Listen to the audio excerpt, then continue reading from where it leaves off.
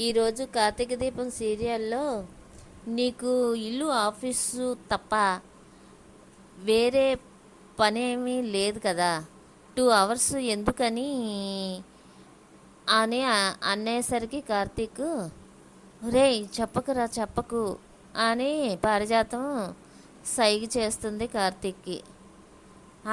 నేనే అడుగుతున్నాను అని అంటాడు కార్తీక్. చెప్పడానికి నేనే ఇబ్బంది పడుతున్నాను అని అంటాడు సూరజ్. ఎందుకో ఎందుకు ఎవరినైనా కలవడానికి వెళ్తున్నావా అని అడుగుతుంది జ్యోత్స్న. సొంత విషయాలు కదండి అని అంటాడు సూరజ్. నీకు ఎవరు లేరన్నావు కదా, సొంత విషయాలేంటి అని అంటాడు శ్రీమన్నారాయణ. నేను శనీశ్వర్ని కలవడానికి వెళ్తున్నాను అంటాడు సూరజ్. అతనెవరు, నీ దూర బంధువా అని అడుగుతుంది జ్యోత్స్న. శనీశ్వరుడు దూరపు చుట్టం కాదండి, గుళ్ళో దేవుడు అని కార్తీక్ అంటాడు. అన్నట్టు నువ్వు దేవుణ్ణి కలవడానికి ఎందుకు వెళ్తున్నావు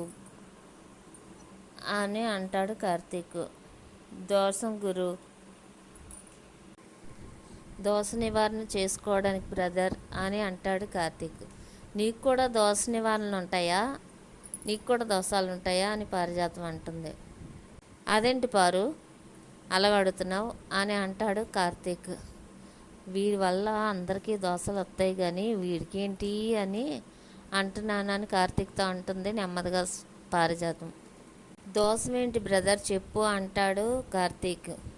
నేను ఒక అమ్మాయిని పెళ్లి చేసుకుంటాను అనుకుంటున్నాను అని అంటాడు సూరజ్.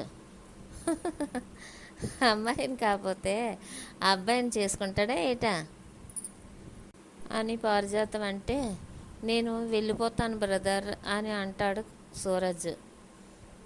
ఏంటి బారు, పిల్లల్ని బతకని పారు, పిల్లల్ని బతకని అని అంటాడు కార్తీక్. ఏదో ఫ్లోలో అలాగన్నాను రా అని పారిజాతం అనేసరికి నోరు తెరిచి మాట్లాడడానికి పిల్లడు జడుచుకునేలాగా ఉన్నాడు. నువ్వు చెప్పు బ్రదర్ అని అంటాడు కార్తీక్. మొన్న ఒకసారి చైర్మన్ గారు నీకు పెళ్ళయిందా అని అడిగారు, కానీ సరైన సంబంధం కుదిరితే చేసుకుంటాను అన్నాను. ఇప్పుడు మిమ్మల్ని చూడగానే నేను పెళ్లి చేసుకోవాలని అనిపిస్తుంది. నిన్ను వదిన్ని చూడగానే మీ ఆదర్శ దాంపత్యాన్ని చూసి నేను కూడా పెళ్లి చేసుకోవాలనుకొని 2-3 సంబంధాలు ఆన్లైన్లో చూశాను కానీ రిజెక్ట్ చేశారు అని అంటాడు సూరజ్. నిన్ను రిజెక్ట్ చేసింది ఎవరు, అంత దురదృష్టవంతురాలు ఎవరు అని కార్తీక్ అడుగుతాడు. వీడేదో కొత్త వేషాలు వేస్తున్నాడు అని అనుకుంటుంది జ్యోత్స్న. పోనీ నీకు ఇష్టమైన అమ్మాయి ఎవరో చెప్పు, నేను వెళ్ళి దగ్గరుండి పెద్దవాళ్ళతో మాట్లాడి నీకు ఆ సంబంధం కుదురుస్తాను అని అంటాడు కార్తీక్. ఈ దరిద్రుడు కానీ నా పేరు కానీ చెప్తాడా ఏటా అని జ్యోత్స్న అనుకుంటుంది. చెప్పు బ్రదర్ అని మళ్ళీ కార్తీక్ అడుగుతాడు. ముందు నా దోషం పోవాలి కదా అని సూరజ్ అంటాడు. అసలు నీకు దోషం ఉందని ఎవరు చెప్పారు?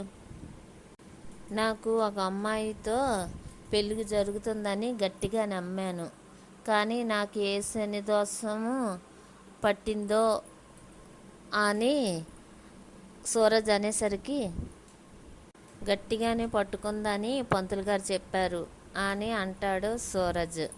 ఒరే ఆ మాటలు చెప్పింది నేను కదరా అని జ్యోత్స్న అనుకుంటుంది. అందుకనే నవగ్రహ పరిహారం చేయించుకుంటే దోషం పోతుంది, పెళ్ళి కుదురుతుంది కదా అని అంటాడు సూరజ్. ఇవన్నీ నువ్వు నమ్ముతావా అని అంటాడు కార్తీక్. కొన్ని నమ్మాలి కదా బ్రదర్. ఇంకా పంతులు గారు ఏం చెప్పారంటే పక్క వాళ్ళ దోషాలు కూడా మనకు అంటుకుంటాయంట. ఈ దోష నివారణ చేసుకోకపోతే పెళ్ళి కాని వారికి పెళ్ళైన వారి మీద మోహాలు పెరుగుతాయంట బ్రదర్. మనం కాంది కూడా మనం దక్కించుకోవాలనుకుంటామంట అని సూరజ్ అంటాడు. అబ్బబ్బబ్బబ్బా, ఆ పంతులు గారు ఎవరో కానీ బాగా చెప్పారు. దేవుళ్ళంటి వాళ్ళు దండేసి దండం పెట్టాలి అని అంటాడు కార్తీక్. అందుకే బ్రదర్, రేపు ఉదయాన్నే గుడికి వెళ్ళి నవగ్రహ పూజ చేయిస్తాను, రేపు శని త్రయోదశి కదా అని అంటాడు సూరజ్. అని సూరజ్ అనగానే, అమ్మ సుమిత్ర, రేపు మనందరం కూడా గుడికి వెళ్తున్నాం అని అంటాడు శ్రీమన్నారాయణ. సూరజ్ కోసం మనం ఎందుకండి వెళ్ళడం అని పారిజాతం అంటుంది. మనం వెళ్ళేది సూరజ్ కోసం కాదు, జ్యోత్స్న కోసం అని అంటాడు శ్రీమన్నారాయణ. వీడు జ్యోత్స్ననే టార్గెట్ పెట్టాడని అనుకుంటుంది పారిజాతం. గతంలోనూ కూడా పంతులు గారు జ్యోత్స్నకు దోషం ఉందని చెప్పారు.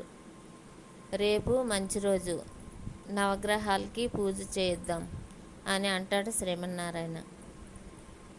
వీడు నన్నే టార్గెట్గా పెట్టుకున్నాడు, నన్ను గుడికి రప్పించడానికే ఇదంతా అని అనుకుంటుంది జ్యోత్స్న. నన్ను నాకు కౌంటర్ ఇచ్చాక నీకు రీకౌంటర్ ఇవ్వకుండా ఎలా ఉంటాను అని మనసులో అనుకుంటాడు సూరజ్. అమ్మ సుమిత్ర, రేపటికి కావాల్సిన నల్ల నువ్వులు, నూనె అన్నీ సిద్ధం చెయ్యి అని శ్రీమన్నారాయణ అంటాడు. అలాగే మామయ్య గారు అంటుంది సుమిత్ర. ఇక మేము వెళ్ళొస్తాం తాతయ్య గారు అని అంటుంది దీప. ఎక్కడికి వెళ్తారు, మీరు భోంచేసి వెళ్ళండి అని అంటాడు శ్రీమన్నారాయణ. అమ్మ ఎదురు చూస్తుంది తాతయ్య అని అంటాడు కార్తీక్. మీరు ఇక్కడ భోంచేసి మీ అమ్మకి క్యారేజ్ తెస్తామని మెసేజ్ చేయరా. సూరజ్, నువ్వు కూడా ఇక్కడే ఉండు, మాతో పాటే ఈరోజు ఇక్కడే భోంచేద్దు కానీ అని శ్రీమన్నారాయణ అంటాడు. అయ్యో, నేను మీ ఫ్యామిలీతో అని సూరజ్ అనేసరికి, అయ్యో బ్రదర్, నువ్వు మా ఫ్యామిలీలో ఒకడవని మా తాత చెప్పాక ఇంకా మొహమాట పడతావేంటి, రా భోంచేద్దాము అని కార్తీక్ అంటాడు. కార్తీక్, నేను అన్నీ సర్దీసి 2 minutesలో పిలుస్తాను రా అని అంటుంది సుమిత్ర. అలాగే అత్త అంటాడు కార్తీక్. నువ్వు మా ఇంట్లో భోంచేస్తావా, నీకు చెయ్యాల్సిన మర్యాదలన్నీ చేస్తాను కదరా అని జ్యోత్స్న అనుకుంటుంది. ఇది ఎలా ఉండగా, మాలిని గారు, ఇది మంచిది కాదు, నేను ఈ హోటల్ని అమ్మనన్నానని మీరు షెఫ్లను కొనేస్తారా, ఇది కరెక్ట్ కాదు, ఇది నిజాయితీగా చేసే పని కాదు అని అంటాడు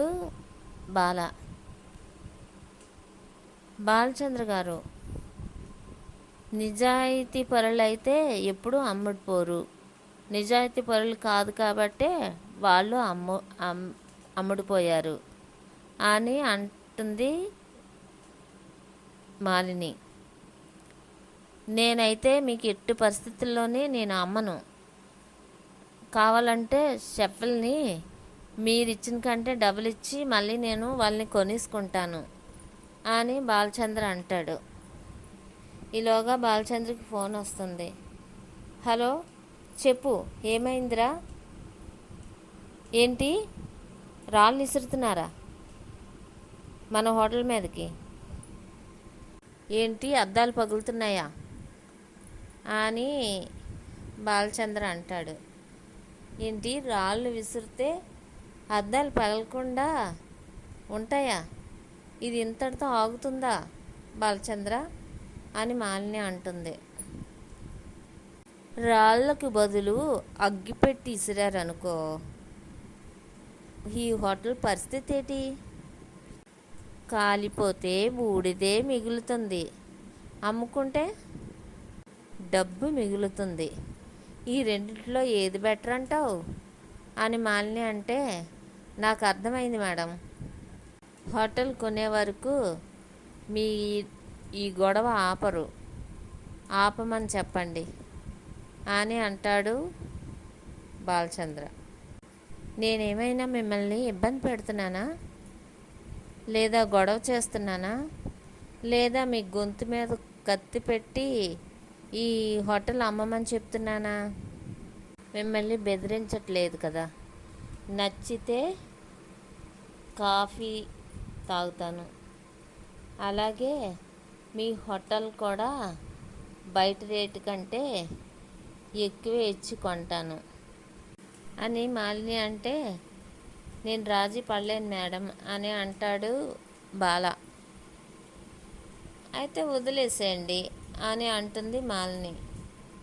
వదిలేస్తే ఏం జరుగుతుందో అర్థమవుతుంది. నేను అక్కడ ఇంకా బిజినెస్ చేయలేను. నా హోటల్ ఇక మీరే తీసుకోండి అని అంటాడు బాలచంద్ర. నాకు అవసరం లేదు అని అంటుంది మాలిని. మీరే తీసుకోండి, సేల్ అగ్రిమెంట్ పేపర్ తెప్పించండి, సంతకం పెడతాను. 4 కోట్లు ఇస్తానన్నారు కదా, నాకు అది చాలు అని బాలచంద్ర అంటాడు. మీ కస్టమర్లు మీకు ఉన్నప్పుడు అమ్ముకోవడం దేనికి, మీరే రన్ చేయండి అని అంటుంది మాలిని. క్వాలిటీని మీరు కొనేశాక ఇంకా కస్టమర్లు ఎవరు వస్తారు మేడం?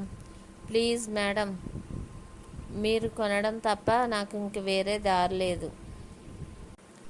అగ్రిమెంట్ పేపరు చూస్తేనే అర్థమవుతుంది మీరు ప్రీ ప్లాన్డ్గా ఉన్నారని. నా హోటల్ని మీకు అమ్మేస్తున్నాను. అయినా అగ్రిమెంట్లో 2 కోట్లనే రాశారు మేడం.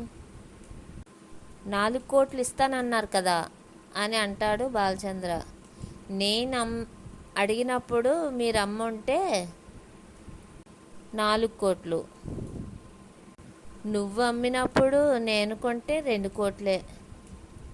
సంతకం పెట్టడం తప్ప నీకు వేరే ఆప్షన్ లేదు. మీ హోటల్ సక్సెస్ కోసం మీరే చెప్పారు, అందుకనే మీకు ఇక్కడికి రప్పించడం చాలా ఈజీ అయ్యింది. సరే, ఇక్కడ సంతకం పెట్టండి అని మాలిని అంటే, బాల సంతకం పెట్టేసి, రిజిస్ట్రేషన్ మీరు ఎప్పుడు పెట్టినా వచ్చి సంతకం పెడతాను మేడం అని అంటాడు బాలచంద్ర. మంచిది అని అంటుంది మాలిని. నమస్తే సార్ అని చెప్పేసి వెళ్ళిపోతాడు బాలచంద్ర. ఆయన మన ఇంటికి ఎందుకు వచ్చారమ్మా అని అడుగుతాడు దక్షిణామూర్తి. ఆయన హోటల్ మనకే అమ్మేశాడు మామయ్య గారు అని మాలిని అంటుంది.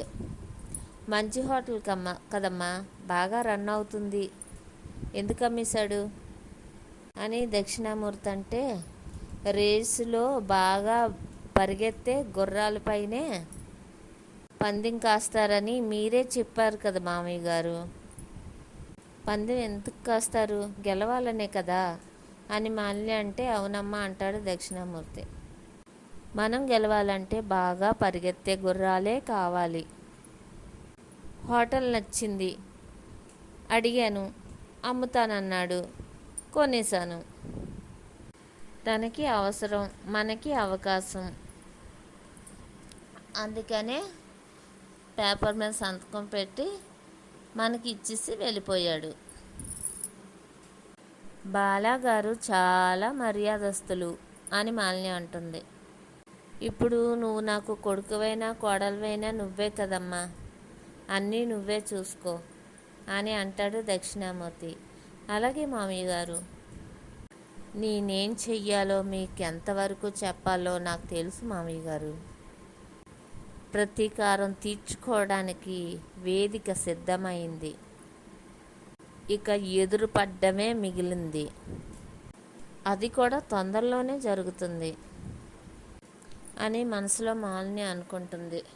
ఇది ఇక్కడలో ఉండగా అక్కడేమో ఇక్కడ దీప్ ఉంది. ఇక సూరజ్ గాడు కూడా ఇక్కడే ఉన్నాడు. ఇది డైనింగ్ టేబుల్ కాదు, అన్నదాన సత్రంలాగా ఉంది అని జ్యోత్స్న మనసులో అనుకుంటుంది. నువ్వు నన్ను తిట్టుకుంటున్నావని నాకు తెలుసు అని మనసులో అనుకుంటాడు సూరజ్. కూర్చోవే అని అంటుంది సుమిత్ర. లేదు మమ్మీ, నేను వడ్డిస్తాను అని అంటుంది జ్యోత్స్న. చిన్నమరదలు గారు, జనరల్గా మీరు వడ్డిస్తాననరు, ఇవాళ ఎందుకు వడ్డిస్తానంటున్నారు? కాస్త నాకు చెప్తారా అని అంటాడు కార్తీక్. ప్రియమైన దీప అని జ్యోత్స్న అనేసరికి అనుకొని పారిజాతం మీద పడతాడు కార్తీక్. ఒరి ఒరి ఎందుకురా నా మీద పడతావు, ఎందుకురా అని అంటుంది పారిజాతం. అని నవ్వుకుంటాడు శ్రీమన్నారాయణ. ఎందుకండి మీరు అలా నవ్వుతారు అని అంటుంది పారిజాతం. మా అమ్మ మనవాళ్ళు మీ వెటకారం చూసి నవ్వక ఏం చేయమంటావు అని అంటాడు శ్రీమన్నారాయణ. బావా ఏమైంది, అసలు ఏమైందో, ఎందుకు పడ్డావు నా మీద చెప్పు అని అంటుంది పారిజాతం. ఇప్పుడు నేను ఒక మాట విన్నాను, అది నిజమేనా అని అంటాడు కార్తీక్. నా ప్రియమైన దీప అంది జ్యోత్స్న అని అంటుంది పారిజాతం. ఇది నిజమేనా అని కార్తీక్ అంటే, దీప నా ప్రియమైనది అనింది జ్యోత్స్న, అది నిజమే కదా అని అంటుంది పారిజాతం. దీప నీకే నా ప్రియమైంది, మాకు కాదా అని అంటుంది జ్యోత్స్న. తినకుండానే కడుపు నిండిపోయేలాగుంది అని కార్తీక్ అంటాడు. నాకు కూడా అలాగే ఉంది అంటుంది పారిజాతం. దీప CEO అయిన తర్వాత మొదటిసారి మా ఇంట్లో భోంచేస్తుంది. పైగా మన గెస్ట్ సూరజ్ గారు కూడా ఉన్నారు అని జ్యోత్స్న అంటుంది. వాడు గెస్ట్ కాదు, గోస్టు అని మనసులో అనుకుంటుంది పారిజాతం. అందుకే వడ్డిస్తున్నాను, గ్రాని ఈ కర్రీ వేసుకో, అందుకే నేను వడ్డిస్తున్నాను అని అంటుంది జ్యోత్స్న.